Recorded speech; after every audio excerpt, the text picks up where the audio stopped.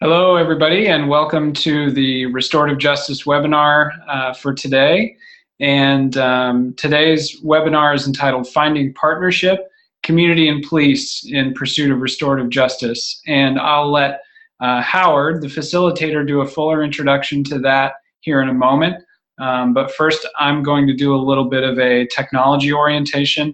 My name is Brian Gum, and I work for Eastern Mennonite University in online education and technology, and I help facilitate the technology parts of this webinar series.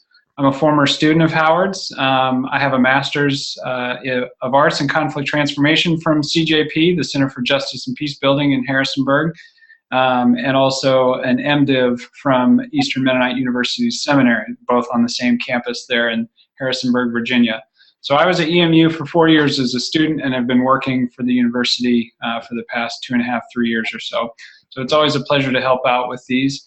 Now, this webinar series we try to structure so that we provide plenty of opportunity for you to ask questions, make comments throughout the course of the webinar. And the way you can do that as participants who are watching in the live event now is to look up in the top left corner of the Zoom window and look for a little button that says Q&A. And you can use that Q&A button at any point throughout the webinar to ask any questions that you may have over the course of our time here. And one of our colleagues, Jordan, whose webcam is off right now, but he's in on the session. He's monitoring that Q&A. Howard's also kind of keeping an eye on it. I do too. We kind of watch that as questions come in. And then as Howard and our guest, Jennifer, are having their conversation, Howard will take time out and feed questions from you into the conversation. So we very much want you to be able to express your questions, comments throughout the course, so please do that and look for that Q&A button to do that. So without further ado, I'll turn things over to Howard. Well, good afternoon. Thank you to those of you who have joined us. We've got a great topic again this time. As Brian said, the topic is finding partnership, community, and police in pursuit of restorative justice. We're going to be drawing lessons particularly from one program, and it's a program that we've talked about several years ago. We had Chief Len Weatherby, the former chief of police, in this community who is part of this program, and now we're going to have Jennifer Larson Sawin, who until recently was executive director of the program. I got to hit the right thing here. Jennifer came to to our program here with an interesting background, which I'm going to ask her to talk about. She then went on after she graduated here to work with the Restorative Justice program in Charlottesville, Virginia, and from there moved to this program in the Boston area that we're going to be talking about today, the program and the lessons she's learned. But she also had, while she was here, experience in Northern Ireland, which we'll talk to her about. So, Jennifer, I'm really pleased you're here with us today. And can you tell us a little bit more about yourself and how you got into this? Why were you interested in it? How did you get into this work?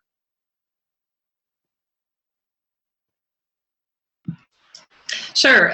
Thanks for inviting me to be on the webinar here. I've participated in and heard many others through this context, and it's great to know that there are people all around who are interested in this topic. Well, the short answer is that Howard sort of strong-armed me at a picnic on campus when I first came to campus. He has a way of launching campaigns in very quiet ways that are convincing. So that's the short answer. But the longer answer is that I grew up in Botswana in Southern Africa during the 80s and watched the fall of apartheid in the late 80s. And it was a time when that part of the world was convinced that this was going to become a civil war that was going to last for years and hurt a lot of people. And then when the Truth and Reconciliation Commission took shape, we all watched with a good deal of awe at how the country was wrested back from the brink of civil war.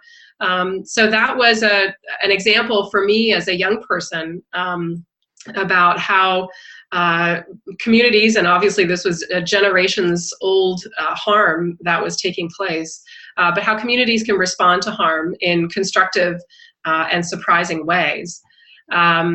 So I started sort of pursuing that on a much smaller scale, working with David Sanye, who's a fellow graduate of the program.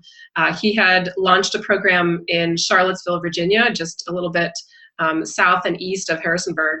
And he was a great colleague, and we worked together for a number of years on a program that was taking referrals from the juvenile court, and during my time there, it also expanded to to take some adult referrals as well.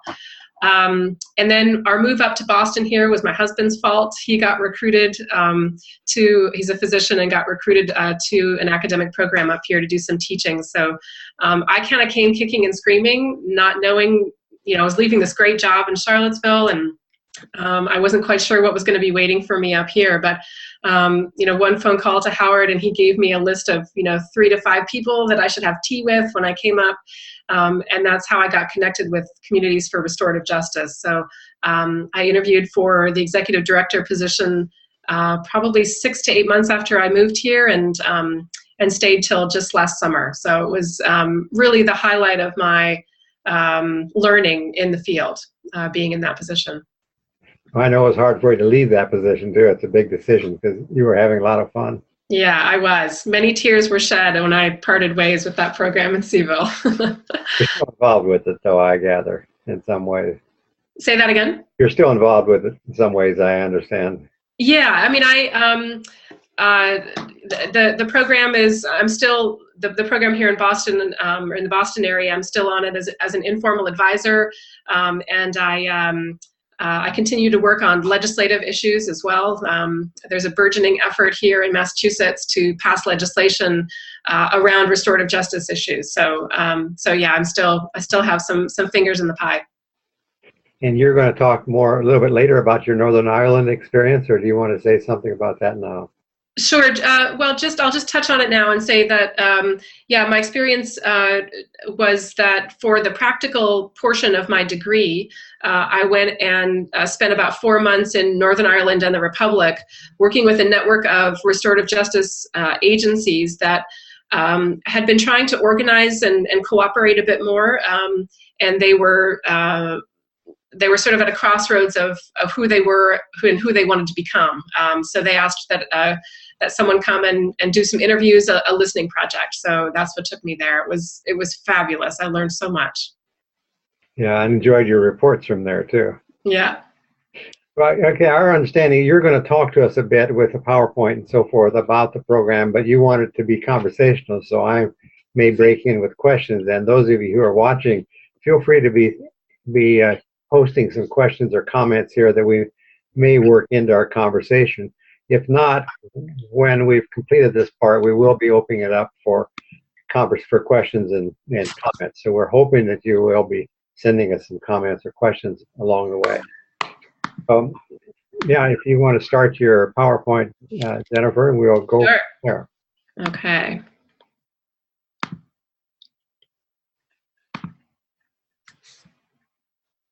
All right, is that coming up all right? It's good here. Okay, great. So what I wanted to do in order to give some context for how Communities for Restorative Justice, C4RJ, emerged is to give a couple examples of restorative justice organizations that reside largely and are owned by the community and by the system or a criminal justice agency. So I'll touch on those two types of restorative justice organizations, and then delve a little bit more into the detail around C4RJ. Okay. I also have just a quick diagram at the end that I think tries to articulate why I think restorative justice practice needs to focus on the sort of bottom of a pyramid structure within criminal justice. And then there'll be lots of time for Q&A. And as Howard said, please do interrupt. I'm going to keep an eye on the Q&A window as well. So just a quick overview of community-owned restorative justice initiatives. I think this is probably the closest to what Howard Zehr, what you originally envisioned with changing lenses. That it brings the harm back into the community and focuses again on the offender and a victim as stakeholders rather than the process and procedure that's associated with the court proceeding. The pros of organizations that reside largely in the community is it touches back on one of Howard's influences, Nils Christie, where the property of the harm and the crime gets put back into the hands of the community, where people can be much more responsive and people can offer a contextualized and very specific response. The cons, I think, in that model is that it tends to be poorly funded. And actually, I know well at C4IJ too that sometimes it was month to month about whether or not you were going to string together enough grants to make this program work. There's not a lot of funding out there for it. I think it's improving, but that's still a struggle for a lot of organizations. It can also lack in some legitimacy. The criminal justice system may look upon it as, sort of vigilante justice. Things can just run amok when people who don't know how to deal with crime try to handle it. And then there's also, I alluded a bit to it using the word vigilante, but there can be a lack of check and balance in the response to the harm and the repair that can sometimes take place. So the case study here stems from this project that I did based in Belfast. The troubles there were, as many of you already know, this period of divisions between the Protestants and the Catholics, but it also trickled down to communities and police. There were divisions there as well that were quite stark. So when I went to do some interviews up there with people who were doing restorative justice in both the Catholic and the Protestant neighborhoods, quote number one here is that our Catholic community does not accept the legitimacy of the police. If I were to go out on that street and say that I'm doing restorative justice with police, my life would be in danger. So there was a lot of mutual suspicion between the system and the community. So the community said, we are going to respond to the harm in our neighborhoods ourselves. Here's another comment from another community leader about people in the system who were doing restorative justice. We consider them to be a pipe and slippers brigade. Older men just sitting around at the fire with their slippers on and their pipes, talking and shooting the breeze on restorative justice, but nobody's actually doing the work on the ground. The person who said this also went on to say, let's look at the numbers. Look how many cases the community agencies are processing in the neighborhoods. And they were doing hundreds of cases a year. And by contrast, the criminal justice system was just starting to do restorative justice, and they had very well-funded programs that were maybe processing a handful of cases each year. That's probably grown since I was last there a couple of years ago. And the community members were doing a lot more serious crime. I mean, people were getting beat up on a pretty regular basis, quite seriously. So they were accustomed to taking responsibility for the harm that was happening in their neighborhoods.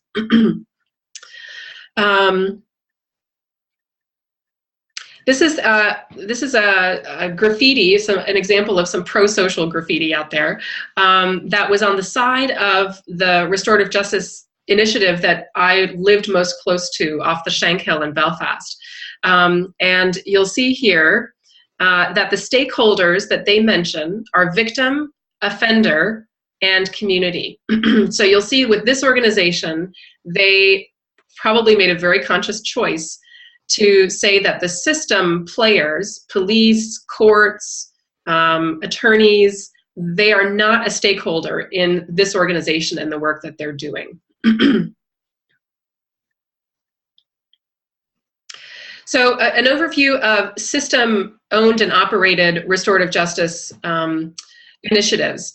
There are a variety of forms. The one that probably has the most history behind it is the police restorative cautioning in England, in the Thames Valley. Sir Charles Pollard and others were very influential in the establishment of those initiatives. It also takes place, go ahead. You might say what cautioning means in that context, if it's not a term we use here in the U.S. very often. Yeah, so my understanding of restorative cautioning is that the police will respond to a crime that's taken place by inviting the person who is responsible to the police department and to have a conversation with them about what took place. And on occasion, I think they would also involve the victim. My understanding is that the victim and community components are less robust. And I think that's been one critique that's been lodged at the restorative cautioning approach. Did you want to add anything there, Howard? No, that's good. I just wanted to make sure it was understood. Sure, yeah. There are other initiatives that also take place in the courts and probation and parole. The pros of the system operating restorative justice initiatives, it tends to be well funded. There's a line item in the budget that can hire people to do the work or that offer training. It tends to be better researched or fairly well researched. The restorative cautioning in England has had quite a bit of documentation about its effectiveness. And it's considered legitimate because it's the system operating it. The cons, as many of us in the RJ field know, is that if the system values, or if the system is operating restorative justice, then the values of the system will cause some creeping of restorative justice principles. That the principle, for example, of efficiency in a police context might result in a case being short shrift because it's taking too long and we need to close out this case. So that's an example of a system value trumping a restorative justice principle. And there's also another con that's pretty significant, at least from how we conceive of restorative justice in a basic way, is that there's very little community buy-in. And I think this has been true in England and elsewhere, where community involvement is minimal, it's not especially meaningful, and they're left out. So the case study here is a bit more about the restorative cautioning. I think it's loosely modeled on New Zealand's Wagga Wagga family group conferencing. Australia. I'm sorry, on Australian. Thank you, Australia's. And there's been a lot written about that. The police are trained to contact the parties and to host the process. So they're really the lead figure in a restorative justice process. There's been a lot of criticism here, including Howard and others, that there's not enough training. There are people, organizations that are training police in England to do this work. But one of a colleague of mine recently said that these agencies, the trainers, are undercutting each other in how quickly they can accomplish the training and how cheaply they can do it. So of course the state takes bids on who's going to do the training, and the lowest bid gets the work. That doesn't necessarily result in quality training. So there's been some criticism there. Again, with police, if you've got 5 calls, if you're on patrol and you've got 5 calls going on and you're trying to conduct a restorative cautioning meeting, you're going to probably cut that short in order to respond to the next call coming into dispatch. The process also tends to be quite scripted. It follows a fairly clear outline of what comes first and what comes next, and it lacks some flexibility to account for cultural differences and so on. I mentioned earlier about system values may trump restorative justice values. Those are the citations for some of those critiques, if you're interested. And this PowerPoint, by the way, can be made available after the webinar today, so you can look those up. It'll be on the website. Yeah. Okay, great. So this is, that's all by way of backdrop to the development of Communities for Restorative Justice, which is C4RJ for short. And we have called it a nonprofit community police partnership. It began in the year 2000 when Judge Barry Stewart, who is from the Yukon in Canada, came on a tour of the Boston area and started talking about his restorative sentencing, which he had been doing for about 8 years at the time. And he said at one of those community forums that he spoke at here in Boston, that the health of a community improves when its members participate. When they leave this task to others, the quality of the community life declines. Gone is the community's natural capacity to prevent crime, to redress underlying causes, and rebuild broken lives and relationships. So there were 2 women from the Concord area who heard him speak in 2000. They were Jean Bell and Joan Turner. There were 2 leaders in the community, and they were quite taken with this idea and started to shop it around to a couple different places in town, including the courts. The courts, for a variety of reasons, wanted to hold the idea at arm's length, but they took it to then Police Chief Len Weatherby, who had spent a lot of time in courtrooms and had heard from victims who would come up to him after a case closed and would say, thanks a lot for doing your job, Chief. We really appreciate the work that your department did, but no offense, I'm never calling you guys again. And what they were saying, what they were articulating to him, was how grueling the court process was from a victim perspective. There were continuances that delayed, and it was not nearly as fulfilling as they expected it to be. Vindication was rarely achieved, if ever. And so Chief Weatherby heard about restorative justice and understood it to be placing the victim back in the center. And so that was an idea that he latched onto and he thought would make a lot of sense. So he decided that he was going to host it, the Restorative Justice Initiative, at the police department, but engage a broad range of community members who could help guide the process and train other people to do the work. Generally, because the police were hosting this initiative, they have here in Massachusetts and in many other states around this country at least, they have a good deal of discretion to deal with cases in ways that they see fit. Here in Massachusetts, we call it pre-complaint.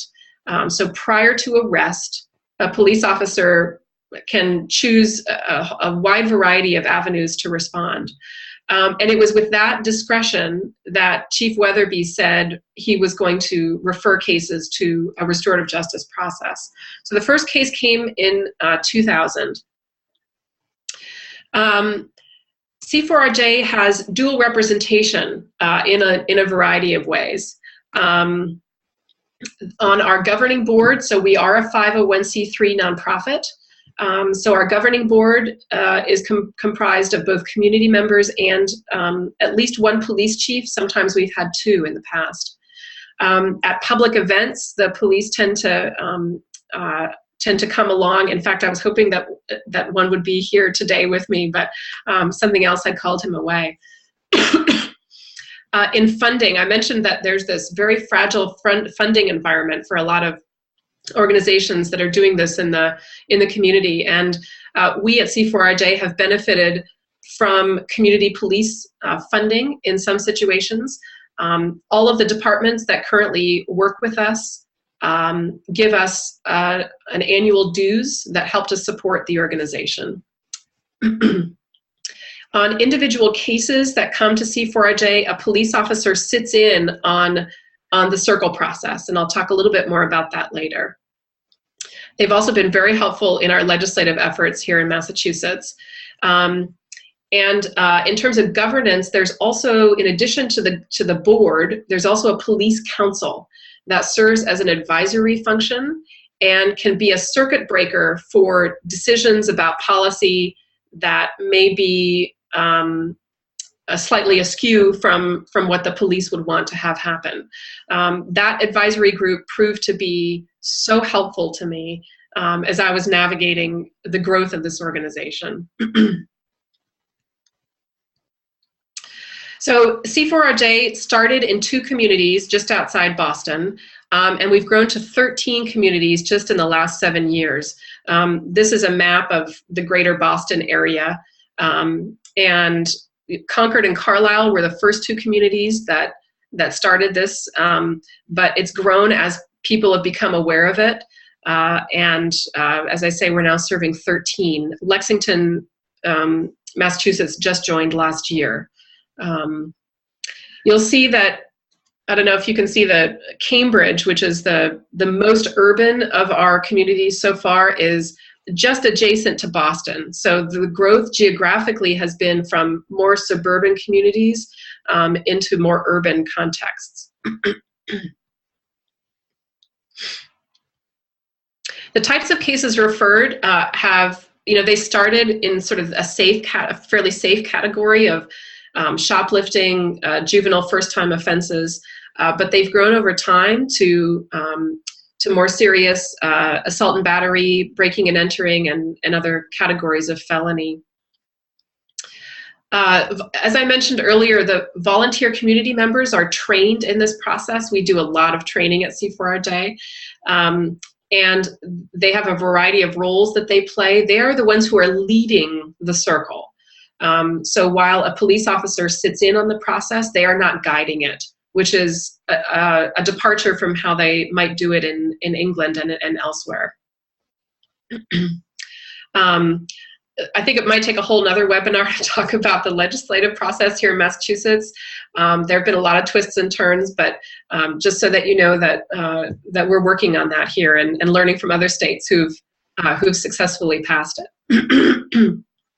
I wanted to address what I think the field has sometimes felt a little uncomfortable with, where police officers sit in on the process. Some have called it a coercive presence, and John Braithwaite, who's another leader in the field of restorative justice, has called coercion the sword of Damocles that hangs over the restorative justice process.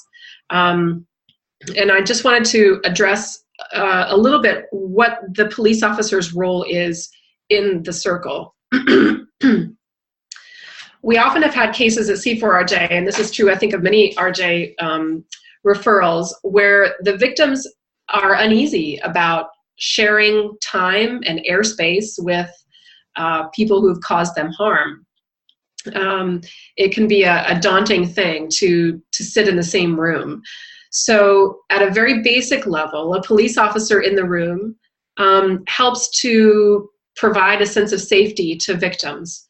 And that's been demonstrated by when we do the seating arrangement in the circle, the police officer is usually on one side of the person affected, the victim, and then a supporter or two would be on the other side, so that they are literally flanked by people who they feel safe with. And that's been important to our process. During the circle, the officer also will help to underscore the seriousness of the offense. Anyone who's worked with people who have caused harm will note that there are many ways that that you can place distance between yourself and the harm caused. There are all sorts of rationalizations and ways that it's called thinking errors is the term I've heard in social science. But the officer is there to say, actually, this is a very serious offense, and just to help provide a sense of gravity there. They can also outline the consequences if the case were to go forward into the criminal justice system. And that can be a helpful motivator. Braithwaite might even call it coercion. But it's a way that that someone who's caused harm can weigh their options about which route they would like to take to make right by the person who's been affected. They also watch for proportionality and guard against vigilantism. Sometimes a victim might come and say, for this breaking and entering in my house, I want 400 hours of community service to make right. And the officer is partly there to say to the victim, in a case like this, if it were to go forward into court, the community service hours that might be recommended would be more in the range of 100 hours. So they can help make sure that things aren't wildly out of whack when it comes to repair. Sometimes during the period of time when the person responsible for the harm is making right, and that can be letters of apology or community service hours, a whole range of options there, they might start slipping in those obligations. Maybe they didn't make a restitution payment on time. And our volunteers will check in with the person responsible and say, hey, it's time to buck up here. You have a victim who's expecting a restitution payment and you're late. How can we make this possible?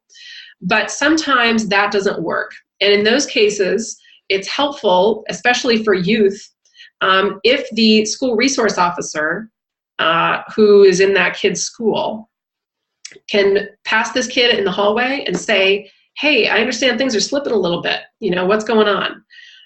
So it's another voice of encouragement to get someone with the program to say, you have obligations here. You said you were going to make repair. So they sometimes function in that way. And then we also have a closing circle at C4RJ when all of the repair obligations are met. And people gather, once again, the person affected, supporters, the person who's caused harm, our volunteers and the officer, we all gather again to acknowledge the repair that has been made. And that's also an occasion when an officer can say, wow, you really stepped up to the plate here, and I'm impressed with what you've done to make right. I consider you now a citizen in good standing. And that can counter what sometimes happens in criminal justice, where labeling takes place and people are called an offender, and it's hard to get out of that. So that sort of bill of good health, so to speak, from an officer saying, you are now, we welcome you back into the community, that can help to sort of break those labels and erase them. Are there any questions that have come up since I started, Howard? No, there's no questions yet, but the folks out there would be happy to have some. So. Okay.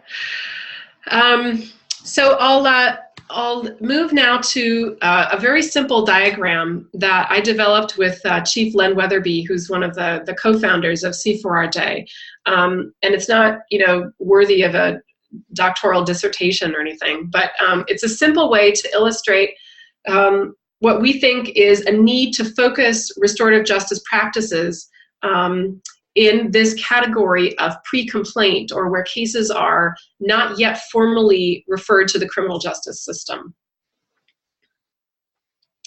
So I'm going to build a pyramid sort of line by line here. And the pyramid grows in terms of the severity of the harm and the number of cases that might be sort of potentially suitable for a restorative justice process. I'll start with harm that doesn't necessarily rise to the level of crime, but might be wrongdoing that happens in a school or in a neighborhood. So that would be the largest number of crimes that take place at the base of the pyramid. Oh, sorry here. So the next one would be the crimes that are committed. Oh, there we go. Crimes reported. So obviously, of the crimes that are committed, some aren't even ever reported to the police. Then there's this level of pre-charge where a crime's been committed and the police have responded and established that a crime has been committed, but the case has not been referred yet to the courts. So it's in a pre-charge category. The complaint issuing, at least here in Massachusetts, is when the police hand over paperwork to the DA's office or court personnel to say, we are referring this case on to you. Indictment, trial, and prison and parole are sort of the top of the chart there. And in decreasing numbers, those are the cases that are going through the system. Cases, of course, that result in trial are far fewer than those that plead out. And then, people who serve time in prison and parole are at the very, very top. Rising up at each stage here of this pyramid, there's a decrease in the discretion that criminal justice people have to respond to the crime. As you rise to the top, there's sentencing guidelines that a lot of judges are bound by. There's tradition, even unwritten rules about how jurisdictions are responding to the crime, expectations that people have that a certain crime will be met with a certain response. There's also a decrease in community engagement. So, people may show up in a courtroom, but the courtroom is small, and the people who are there don't represent the full breadth of community or those who've been affected. The case number also is smaller as you go up that chart. The other dynamic is that there's an increase in the seriousness of harm. So obviously a rape case isn't going to be, referred on a pre-charge basis by police.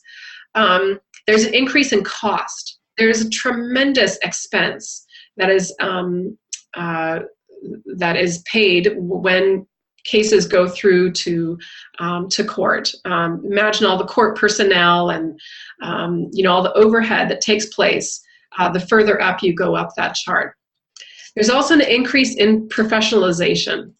You got to have a degree to in law to practice. You have to have all sorts of training to be a probation officer or a parole officer. So the further up you go, the more degrees you're going to need to do the work. Howard has used this term butterfly stories, where the stories that have the most pathos, the stories that are the most dramatic, those that are that really catch our attention, that get written up in the press, those are the ones typically that come from this top section of the pyramid.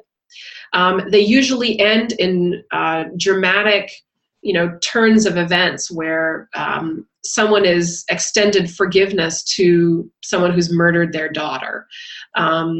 That's the kind of butterfly collecting and butterfly stories that happen at the top of the pyramid. I think we've all read them in the papers, and they can be compelling and draw people into the field and give restorative justice a lot of attention. The areas that Chief Weatherby and I, think that there's room for growth, capacity for growth, really lies at the bottom of this pyramid. And those are the areas where working with the police is necessary, and in many cases, I think could be constructive. And I think that I would love to see more funding, more training take place to enable referrals to happen from the bottom of the pyramid. They would be in. We would reduce the number of cases that get into the system, that funnel upwards. It's far cheaper to deal with cases outside of a court environment. The community engagement, I think, would increase exponentially and the discretion that police have to respond to cases. There's just a lot more flexibility, I think, at the bottom of the pyramid. So that's sort of a snapshot there of that chart. Any sort of questions have come up, Howard, about? We have a number of questions here, general questions, but just say a little bit more. Before I ask that, C4RJ is dealing with cases in which parts of this? Yeah, so C4RJ largely is dealing in the pre-charge area of the pyramid here.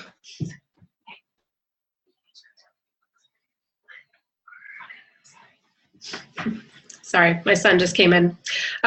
So yeah, the pre-charge section of the pyramid there is largely where C4RJ has been working. However, in the last 2 years, C4RJ has been drawn more into the schools. There's just been tremendous growth, I think, all around the country on the use of restorative practices in schools. So, we'd be operating also in the very bottom layer there too, currently. But historically, and where I think C4RJ has the most depth of experience is definitely in the pre-charge category. We have someone commenting here that this is a very helpful pyramid diagram. Thank you, they say. Okay, great. Let me ask a couple of these questions here. Some of these may get answered as you go, but one of them is, are there optimal ratios of community involvement in restorative justice to the size of community? The optimal ratio of community involvement in restorative to the size of the community. I'm not exactly sure what that means, but okay. Sense of it. Yeah, so if I understand the question right, so the C4RJ communities that were in that map earlier do range pretty significantly in how densely populated and how urban or suburban they are. There's quite a range there. And the way that we have used volunteers is we've recruited them to serve on teams that represent mixed communities. So it offers a little extra overlap in experience and context. But whatever community the case was referred from, we try and have at least one volunteer assigned to that case who's from that community. There may be some others who are from adjacent communities that also work on the case. I don't know that there's like an optimal number. It's not a formula that we at C4RJ at least have worked out very precisely. But when I left the organization, we were around 100 cases a year, and it fluctuated from year to year. And we had about 80 volunteers, some of whom were there year round and who were working on cases all the time, and others who were more seasonal in their participation. But for any case that we had, we probably had 4 or 5 volunteers working on a case. And I suspect that's going to grow. That sort of connects to the next question, which is, can cost justify restorative justice? So probably 4 years ago now, I helped to write a grant at C4RJ to examine the comparable costs of a case coming to C4RJ versus a case going through the criminal justice system. We worked with a grad student who really valiantly did her research and worked with some economists who helped to come up with the formulas to do a comparison. The short answer, or the conclusion that she drew, was that there were significant gaps in the data. Massachusetts, I think, probably like many other states out there, has no idea remotely how much it costs to process a case in the criminal justice system. There were just way too many ingredients, and it was dispersed among several departments. So anyway, this researcher struggled, I think, to compare it accurately. But she asserted in her conclusion that even if she was able to track down all of the costs for comparable cases, that it might be 6 times, her estimate was that restorative justice at C4RJ would be 6 times more cost effective than the criminal justice system. So anyway, that's a preliminary paper that she wrote, and I think there's just a lot more research that needs to be done. But I think even a fairly cursory glance at the cost would say, look, if you're using volunteers to do the work, that's got to save you massive amounts of dollars, taxpayer dollars, relative to all the professionalization that takes place the deeper you go in the system. I had a recent student, graduate student in Canada, studying a restorative justice community, trying to assess that. Okay. And one of the things she found is that it didn't reduce as much as it should have, because the system had still kept in place a number of hearings and stuff that didn't need to be there. They hadn't accommodated themselves to the efficiencies or the improvements that was brought to it. So part of it is making sure that you're not just duplicating things.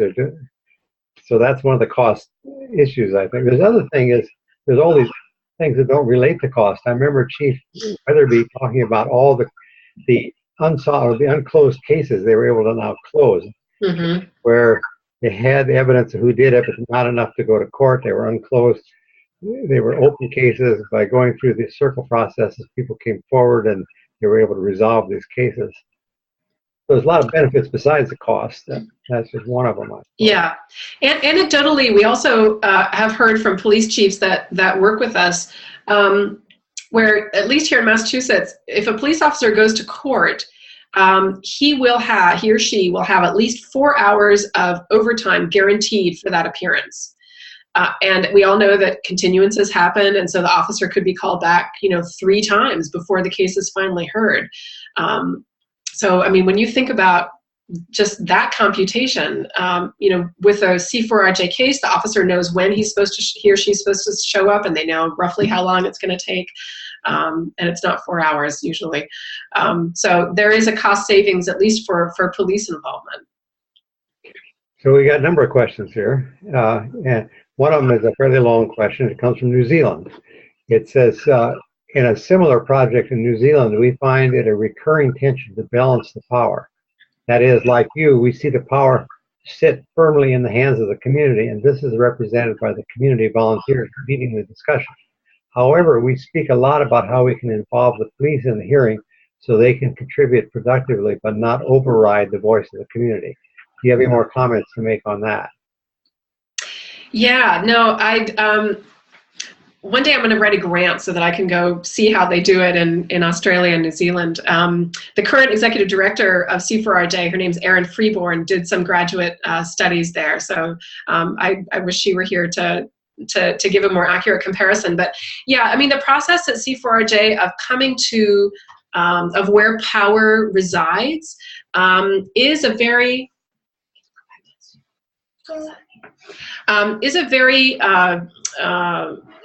we do strive for true consensus, in that there's not one person who has the final say over whether or not an agreement is going to go forward. It is very balanced, and there's a lot of back and forth among all parties, but everyone has an equal voice. There's no one there who has the power to trump another person, and if there's not agreement, then sometimes we will call for a caucus, or we will adjourn to a different time and day. There has to be agreement about what's going to be meaningful repair. Everyone's got to buy in.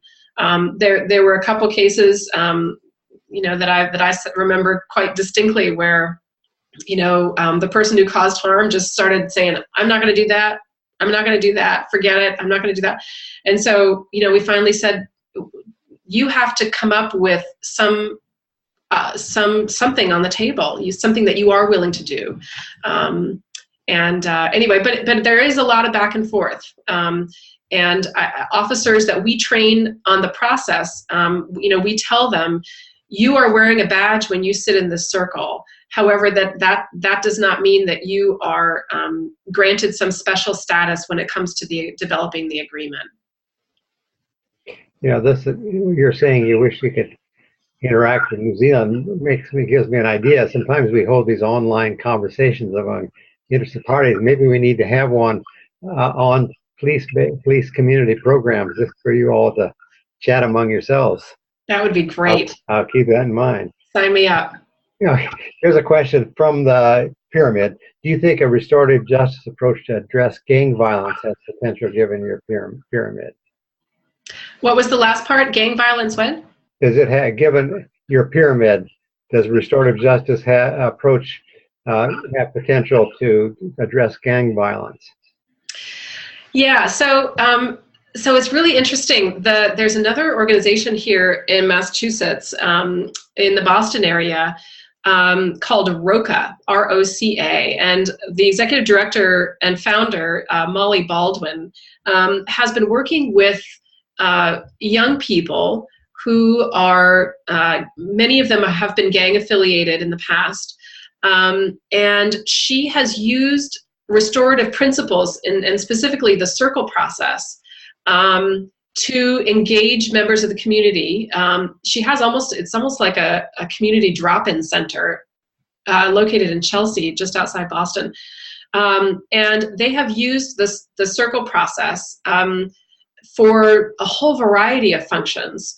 And they're not calling it, incidentally, restorative practice. I don't think they use that language anymore, but they use it for community building, and to encourage people from rival groups in that town to talk to one another in a constructive way. And I think her premise has been that if you train people to use the circle for everyday occurrences, and to just talk with one another, that when things start getting tough in the community, then it will be all the more instinctive for people to use circle to address violence that's happening in the community, or trouble that's brewing between two groups or two gangs. And I think she's onto something there. We at C4RJ have not, to date at least, worked in communities where gang violence and strife has been an issue, but I think that will likely be in the future for us, not too distant future. And you use a circle model, is that right? Your program is built around a circle model? Yes, yeah. We use a talking piece, and I was trained in circle by Kay Pranis, who is quite diligent about establishing shared values, and she has incorporated many ritual elements to the process.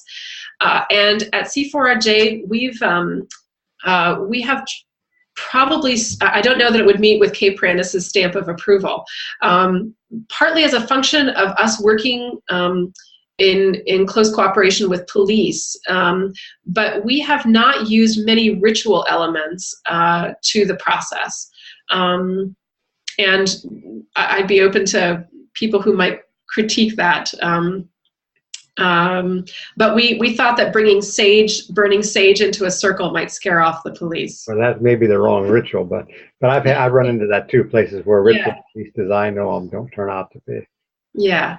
So, but we do use a talking piece, and some of the officers that I would work with pretty frequently, they lovingly called our program the rock program, because they knew that we used a river stone to pass around the circle. And at least during my tenure there, no one hurled it across the room, so we can count that a success. Could go for a rubber rock, I suppose. Here's a question. It's one that we hear quite often in the field. We're getting more competition from so-called proven evidence-based practices that have a lot of research behind them, generally therapeutic intervention that is offender-oriented, especially for youth. Yeah. Is there any independent research on this approach that you can point to could be used to support other kinds of programs like this? Yeah. So unfortunately, we have not. This is one of my colleagues here in Massachusetts, Carolyn Boyes-Watson. She's a professor at Suffolk University and has co-written quite a few works with Kay Pranis. There's a critique about the value of evidence-based work. Yeah, very problematic. What's that? I think it's very problematic. Yeah. Yeah. Yeah. Yeah. No, I think there are a lot of issues with something being called evidence-based. But yeah, I mean, when you try and get on some government list, I think it's the SAMHSA or something. There's a federally approved list of evidence-based programs, and to get on that list, you have to conduct rigorous academic studies about the results that you're producing, which requires money. And I think restorative justice has not yet had the benefit of that kind of cash, frankly, to conduct those studies. But I think that that the evidence would bear out. There have been some studies on recidivism for programs like C4RJ, but that's just one measure of how effective these programs can be. So yeah, I mean, we're always looking for grants to help prove that this is a worthwhile pursuit. But I think ultimately those who are persuaded have some heart, and they can see the results. But yeah, if anyone knows of funding streams to conduct rigorous research, I'd be interested in hearing about it.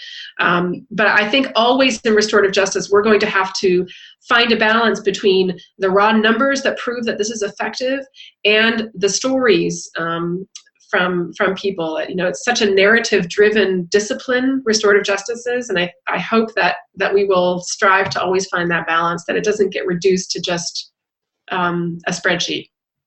One of the problems has been for us all along also is what indicators we use. The indicators that a lot of the evidence-based research pursues isn't necessarily what we consider the most important indicators. A lot of it doesn't have much to do with victims, for instance. So that's one issue. The study that Lawrence Sherman and Heather Strang did some years ago, I think left out some really important areas. Like I don't think it even included New Zealand in it. Nevertheless, it was a study of studies from all over the world. Concluded the research was really stronger for restorative justice than most other interventions in terms of victim satisfaction, reduced trauma, changed attitudes. Even recidivism was a little bit more mixed, but it was partly a result of the samples they were using. So there is evidence out there. I mean, I've heard Lawrence Sherman present this say, why haven't we gotten further given that the evidence is so compelling? But you're right, we need more research. Yeah, I cited that study a lot, actually, for police council meetings that we held on a quarterly basis. I would try and come with some surprising piece of evidence, and I quoted from that study pretty often, that the finding that cases that were more serious and referred to restorative justice often had better results than those that were categorized as less serious. Yeah. So that was published in 2007, was it, by the Smith Institute? Yes, and it is available online in PDF. I consulted it quite a lot during my tenure. So for those who are interested in that, I'm sure if they Google it, they could find it. Did you have more on your PowerPoint in your presentation? No, that was basically it. I was just going to refer people to the website here at the very end, c4rj.com. For people who are interested in learning more about the organization. There's there are video links there. A couple years before I left, we wrote a grant to produce a very brief video that mocked up a case so that people can see what it actually looks like.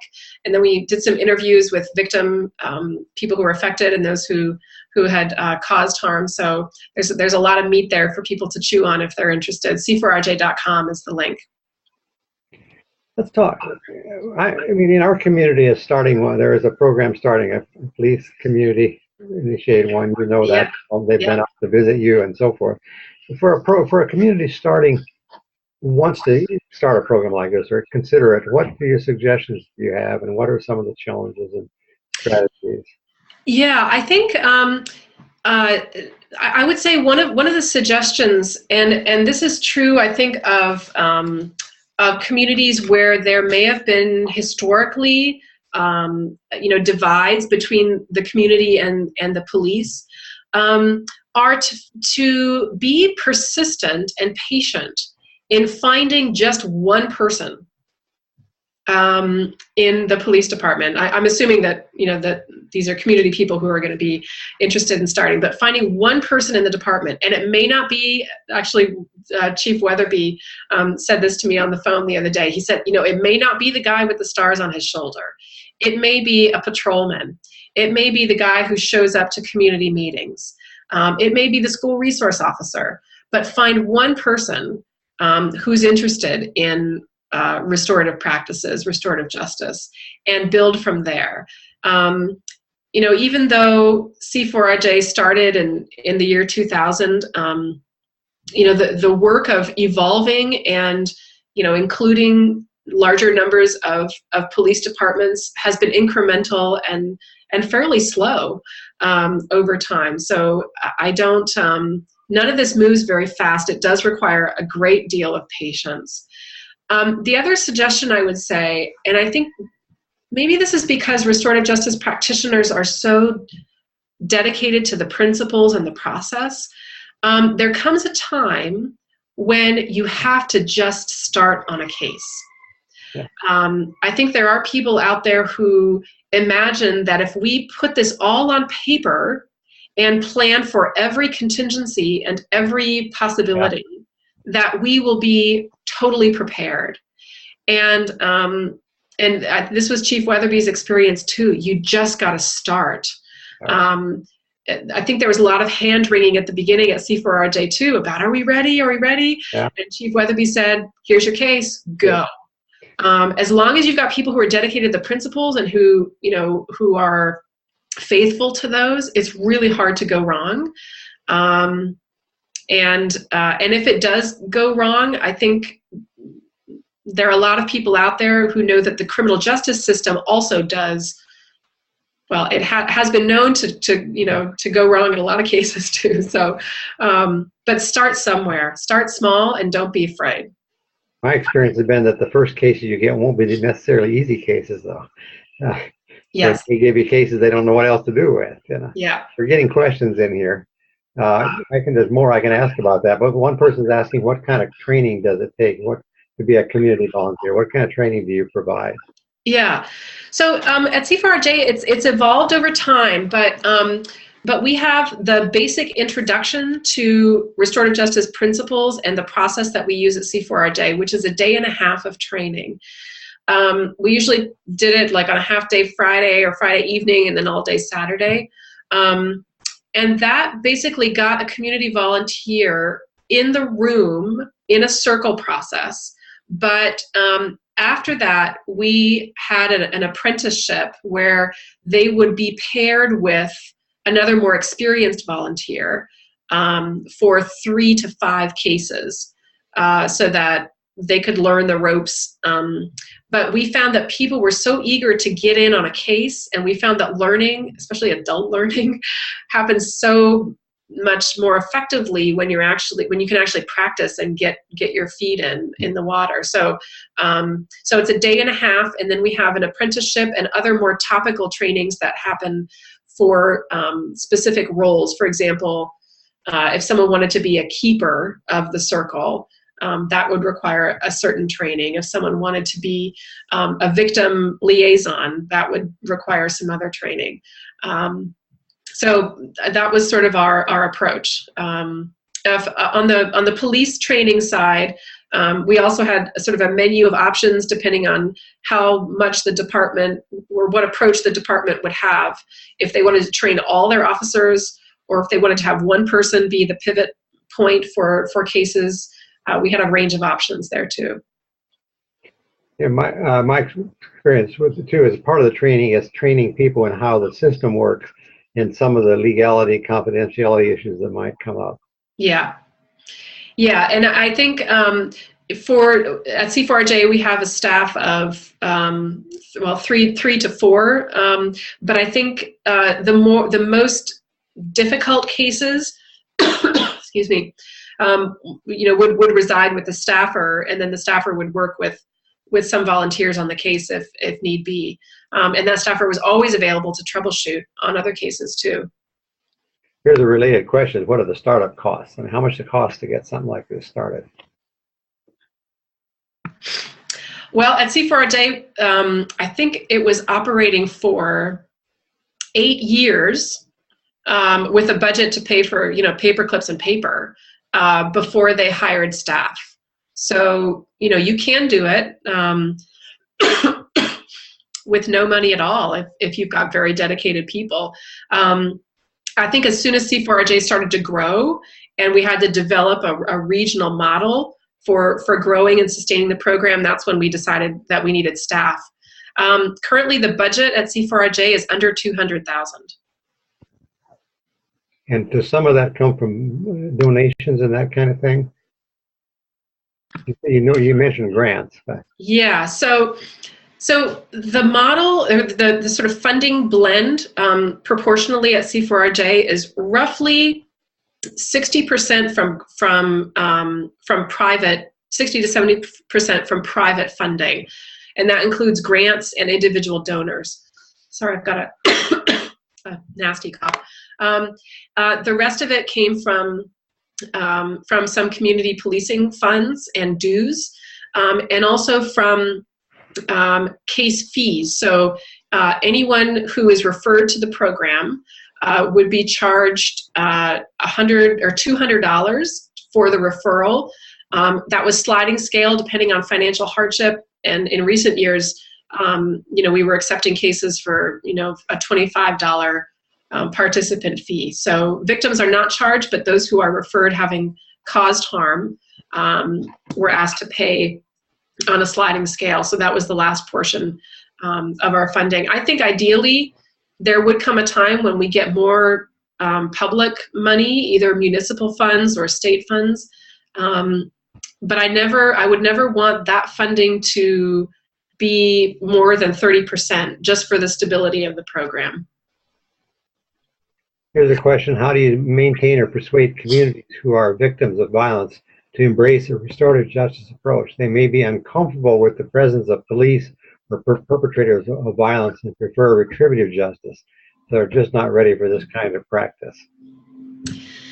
Yeah, I've given that some thought, especially since all the events this last summer in Ferguson and elsewhere. And I don't know that I have a very easy sort of answer, especially since that hasn't been the experience that C4RJ has had over the years. But I would say that that seeking out, what I said earlier about, you just have to find one person in the department, in the police department, that has an openness, not even someone who's going to be on board right from the get-go, but maybe has a posture of openness about community policing generally. I would say that there when I was in Charlottesville, there were a number of cases where the police willingly engaged the community in a circle, and it was a very large circle. David Saunier led this one, in a discussion about the harms that the community had experienced by police. And that had to take place, I think, in order for the community to be willing to look forward into working more closely with the police and considering them to be a trusted ally in keeping the community safe. I suspect that there are communities who would not be willing to seek out a partner in the PD until this harm historically had been addressed. But I think that case in Charlottesville, really laid some important groundwork for building trust between the community and the police. I think Chief Weatherby said this the other day to me too, that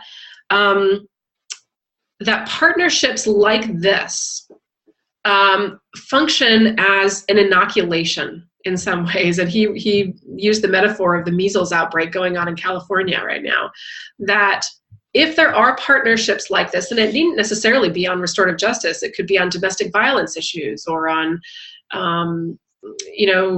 human rights violations or anything. If there are partnerships that exist like this across the community and with the police, then there's a certain stability that would come and reference points for if an incident happened like Michael Brown. And I even heard some leaders here in the Boston area say this in the wake of that incident, that, knock on wood, it's less likely that an incident like that would cause such turmoil in the community, because there have been dedicated people who are trying to establish community police partnerships in a variety of manifestations for years. So that if something happens, you can pick up the phone and call Lieutenant so-and-so and say, we need your help on this. Or vice versa, the police calling a religious leader or some other civic leader to say, you got to help us control this crowd. So I don't know if I have a lot of experience in trying to reach across the divide after an incident of that kind of harm has taken place. I know that it is possible. I hope that answers the question. I remember one community where there had been several shootings by police, killings by police in the Spanish-speaking community, and with a great deal of effort, a friend of mine was able to bring community leaders and police together to talk about it. And partly what was happening is they would get a call from that community, and then all the police would converge and it would escalate. Mm-hmm. After this series of meetings, it almost happened again, but because people in the community now knew the police, they called the police and were able to diffuse the whole situation. Yes. Being preventative. Yeah. The other reflection is that I spent a lot of years helping communities start not police-based programs particularly, but ones relating to probation and courts. And that was my experience too. You find there's somebody in the system who's frustrated with things, yes, who's willing to talk, and that's where you start. Yep. And you build from there. Yeah. Yeah, I think, in the trainings that I've done with police over the years, it's amazing the chorus, as long as you give them a little space, it's amazing the chorus that can develop of frustration. And it's both with, what's I would call the old guard. I mean, people who went into the police academy to, learn how to lock people up and get the bad guys off the streets. They're as frustrated as the more progressive people who are saying, hey, let's try something creative and new. One officer in particular, I remember saying, I get so frustrated that I do my, have my nose to the grindstone in prosecuting a case and, getting all the evidence lined up, and I take it on to court, and then it gets dismissed on, what he believed to be a technicality. Or maybe it was a first-time offender, and so, the magistrate or the judge said, I'll just keep your nose clean for 6 months. I don't want to see you back here. And the case was thrown out. And then, this officer was like, wait a minute, what about the victim? This was a serious harm here. So he was interested in restorative justice because of his frustration, and he classified himself as an old crusty, officer. He was interested in restorative justice because he wanted accountability to the victim. He wanted that person to sit there and say, and to hear what the harm that they had caused. So yes, there are unlikely allies in the criminal justice system if you snoop around a little bit. Yeah, that's been my experience too. Yeah. Well, we are getting close to the time we need to wrap up. Other things, we're out of the questions. Do you have other things you'd like to add that we haven't covered here? Yeah, I mean, I would say, if folks are curious, I should have put my email address up here too. But I can, it's jlarsonsawin at c4rj.com. But yeah, no, I think that's, I'd be, quite keen to engage with people offline as well. If people want to ask other questions, or if I've inadequately responded to questions here today. This organization, I think, has a lot to offer in terms of, a partnership that we think works pretty well. We're evolving over time and learning a lot and always trying to improve. So, I'd be interested to hear from other organizations that are pursuing, partnerships like this too, to see how C4RJ can do what it does even better. we're going to try and get on the conference circuit a little more often as well, so that we can meet peers and and swap stories. But so glad that people were able to join today. Well, it's encouraging that other police departments in the area have been contacting you, and the interest is expanding. So. Yeah, and actually, I mean, I've gotten calls from Miami and other places out in California and up and down the East Coast. I think people are curious about this, and yeah, well, we'd love to engage in conversation as much as we can. Well, thank you very much. And again, Chief Weatherby was on one of our webinars probably 1.5 years, 2 years ago. Yeah. It should be on our website if you want to hear him talking about it. Well, thank you very much. I'll come back in just a little bit, but we're going to if you want to turn off your screen sharing, Jordan, come on and tell us about what's coming up. Okay. And here is someone saying, thank you very much. This was extremely informative, and from Minnesota. So that's encouraging. Great. Those are my people. My maiden name is Larson. So I'm going to claim that person.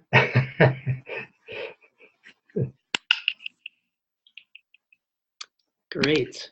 Well, thank you, Jennifer, for that very, very enlightening conversation. It was very, very interesting, and I was really, really thrilled to follow that.